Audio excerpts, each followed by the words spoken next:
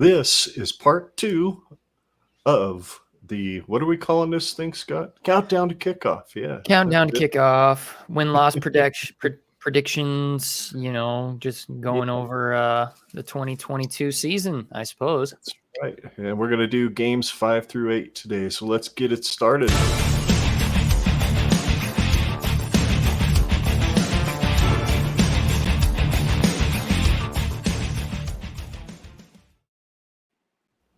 See, if I'd have just started with that, I would have known what to say.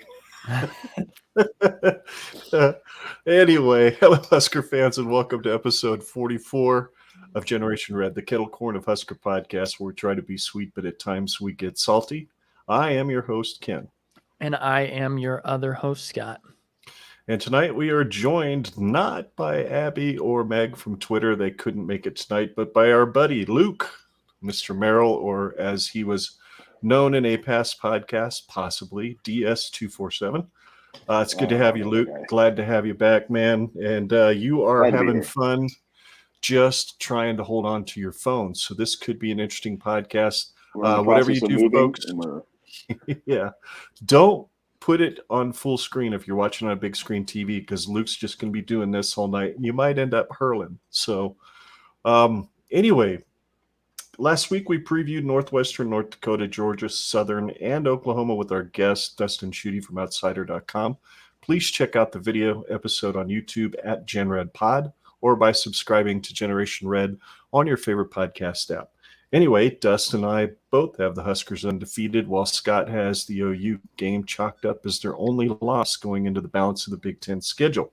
Tonight, as we said earlier, we'll preview games 5 through 8 on the 2022 schedule, which includes a homecoming night game against Indiana, a Friday night tussle at Rutgers, which is the Huskers' very first road game of the year, other than flying to Dublin, Ireland on August 27th, a likely score fest at Purdue, and a home contest against a tough physical Illinois team who's beaten Nebraska the last 2 years.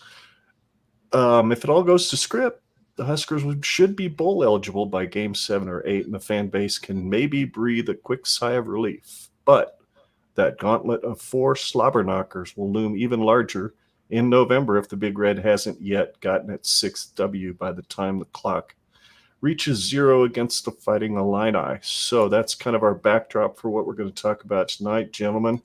So, Luke, you're moving. Where did you move somewhere in town, or are you just hanging out? Okay.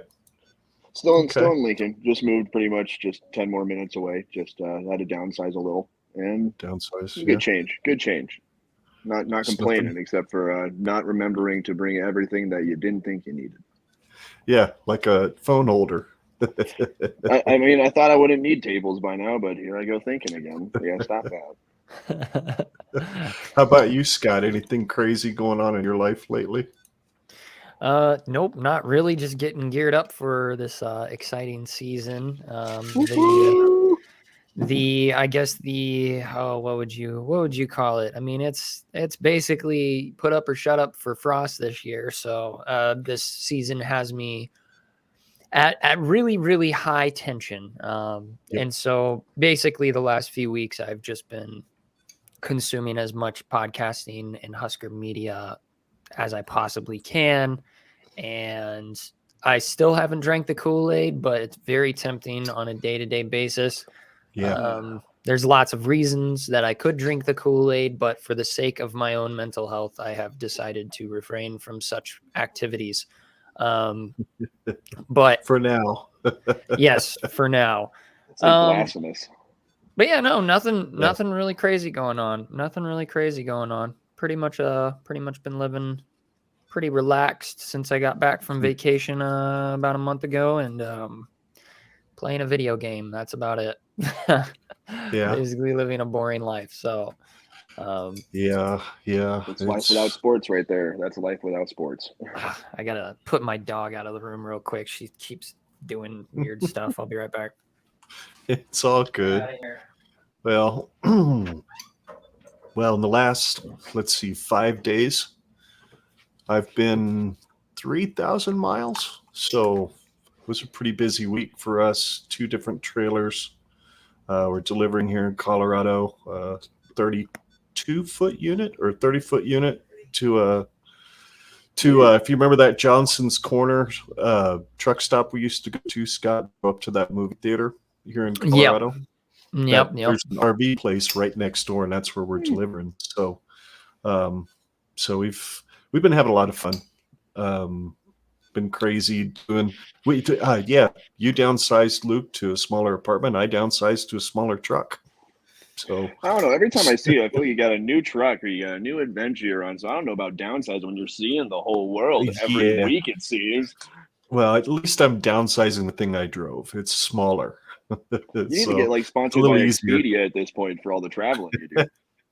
Yeah, I think Airbnb we might have to buy stock and flip, but which that was fun. We vacationed to Arizona not too long ago, and that's what we did in Phoenix. We stayed in an Airbnb, and that was so much cheaper than it would have been to have 4 of us staying in 2 different hotel rooms. It was way more comfortable. So a lot of fun. Must be rough, Ken.